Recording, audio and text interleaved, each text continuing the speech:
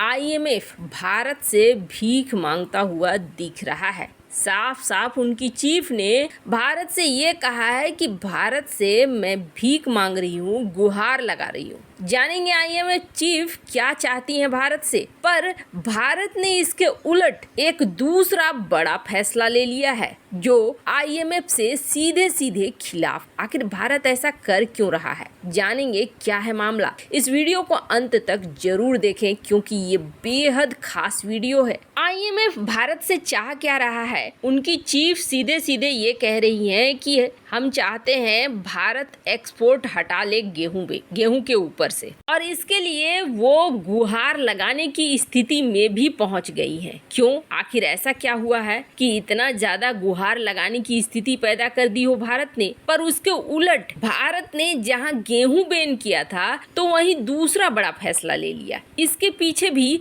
बड़ी वजह है आईएमएफ को इग्नोर करते हुए। सबसे पहले तो ये जानिए कि समय का चक्र हमेशा घूमता है और जो हमारे साथ हुआ था कभी, वही चीज इस वक्त दुनिया के उन विकसित देशों के साथ हो रहा है जिन्होंने हमें सुअरों वाला गेहूं दिया था। ये वो संस्थाएं हैं जिन्होंने कभी भारत को बिल्कुल मना कर दिया था। 1991 की ये तस्वीर जिसमें PM Manmohan Singh world bank के लीडर के साथ बैठे हैं, फिर आईएमएफ के लीडर के साथ बैठे हैं। इनसे ये चाहते थे कि भारत को लोन मिले। बहुत ही बड़ी मंदी छाई हुई थी उस वक्त। इन संस्थाओं ने हमें सीधे सीधे मना कर दिया। पर आज एक वक्त आ गया है जब आईएमएफ सचमुच घुटनों पर है और आधिकारिक तौर पर भीख मांग रहा है कि आप एक्सपोर्ट कर दो गेहूं को। और भारत का क्या कहना है, भारत ये कह रहा है कि हम लोग एक्सपोर्ट नहीं कर सकते हैं और इसके पीछे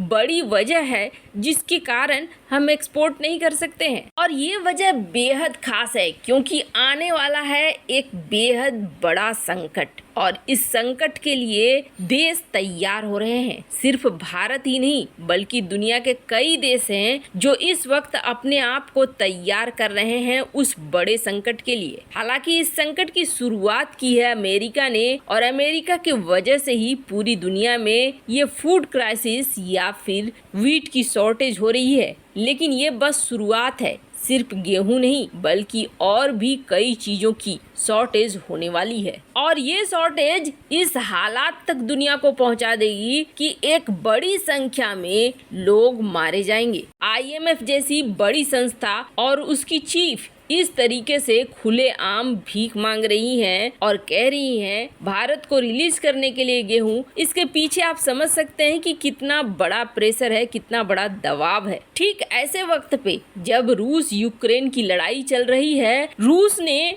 कथित तौर पर यूक्रेन का गेहूं समेटना शुरू कर दिया है, खास करके उन इलाकों से जिन इलाकों पर रूस का कब्जा हो चुका है। और ये दुनिया के दो देश हैं जो गेहूं उत्पादक हैं, दोनों ही फंसे हुए हैं।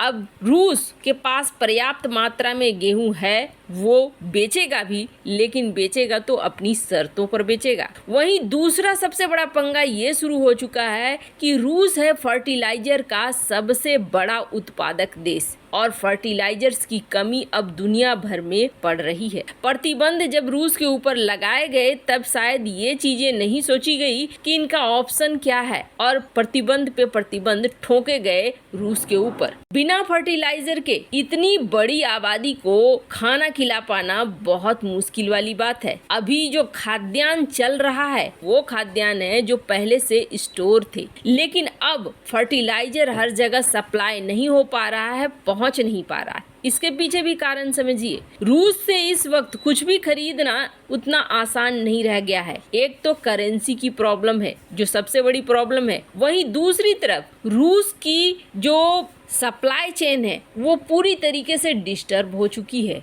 अब अगर जाता है कोई कार्गो शिप माल लेने के लिए तो एक तो उसे किराया ज़्यादा देना पड़ता है क्योंकि ये पूरा क्षेत्र युद्ध क्षेत्र है। कब कौन सी मिसाइल आकर किसे लग जाए कहना मुश्किल है। ऐसे में माल ढुलाई से लेकर हर चीज का खर्च बढ़ चुका है। बहुत सारे ऐसे देश हैं जो अब रूट बदल रहे हैं, जो अभी भी रूस के साथ व्यापार कर रहे हैं। और ये कहीं खत्म होने वाली लड़ाई नहीं है, क्योंकि जेलेंस्की अभी ये कह रहे हैं कि जब तक रूस ने जितनी जमीन कब्जाई है फरवरी के बाद से वो सारी जमीन नहीं लौटाएगा, तब तक ये युद्ध बंद नहीं होगा। इसका मतलब है कि ये युद्ध अभी और लंबा चलेगा, और लंबा चलेगा तो वैसे ही खेती का मौसम निकला जा रहा है, और खेती का मौसम निकल रहा है, फर्टिलाइजर मिल नहीं रहे हैं, तो आप समझिए पैदावार कैसी होने वाली है। आने वाले समय में पैदावार और भी कम होने वाली है। खुद भारत की बात करें तो भारत गेहूं के एक्सपोर्ट पर बैन इसलिए लगा रहा है क्योंकि कथित तौर पर जो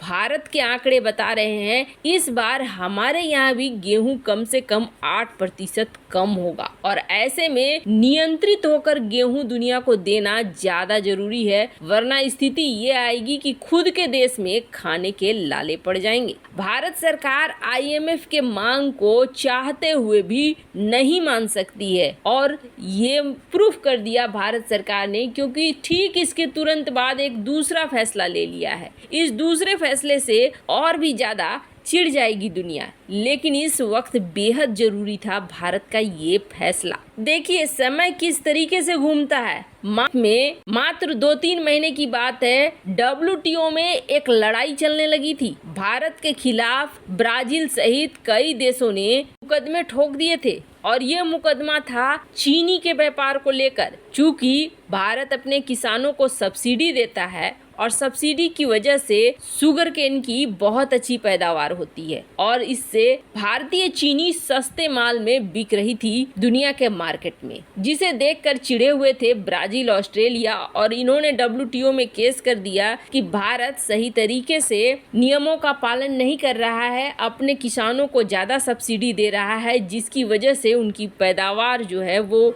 अच्छी हो रही है और ये सस्ते में बेच पा रहे हैं, तो हमारा मार्केट ये खराब कर रहे हैं। उस वक्त भारत डिफेंड करने की काफी कोशिश कर रहा था, लेकिन इसके खिलाफ WTO ने भारत के खिलाफ दे दिया था जजमेंट, और भारत को कहा था एक निश्चित समय के अंदर भारत उन कमियों को दूर करे। पर भारत ने ये कह दिया था कि हम सब्सिडी देना बंद नहीं करेंगे, सब्सिडी हम देते रहेंगे। अब अगले चरण में भारत ने अब गेहूं के बाद चीनी को कर दिया है बैन, यानी चीनी का एक्सपोर्ट हो गया है अब बैन, और ये एक्सपोर्ट बैन 1 जून से ही लग चुका है। अब 1 जून से भारत के गेहूं, भारत के चीनी एक्सपोर्ट नहीं होंगे। हालांकि इसके बारे में बहुत सारी डिटेल नहीं आई है कि किस मात्रा में एक्सपोर्ट नहीं होंगे, पूरा का पूरा या फिर कैसे। वैसे कहा जा रहा है कि रॉ हो, रिफाइंड हो या व्हाइट शुगर हो, कोई भी इस वक्त देश से बाहर नहीं जाएगा। सिर्फ 100 लाख मीट्रिक टन ही एक्सपोर्ट होगा, उससे ज्यादा एक्सपोर्ट नहीं होगा। 6 सालों में ये पहली बार हो रहा है जो भारत ने इतना बड़ा रिस्ट्रिक्शन लगा दिया है। वैसे ये सब कुछ आने वाले संकट से बचने के लिए हो रहा है। वैसे इस मामले में आपकी क्या राय है, कमेंट कर जरूर बताएं। जल्द मिलते हैं अगले वीडियो में नई खबर के साथ।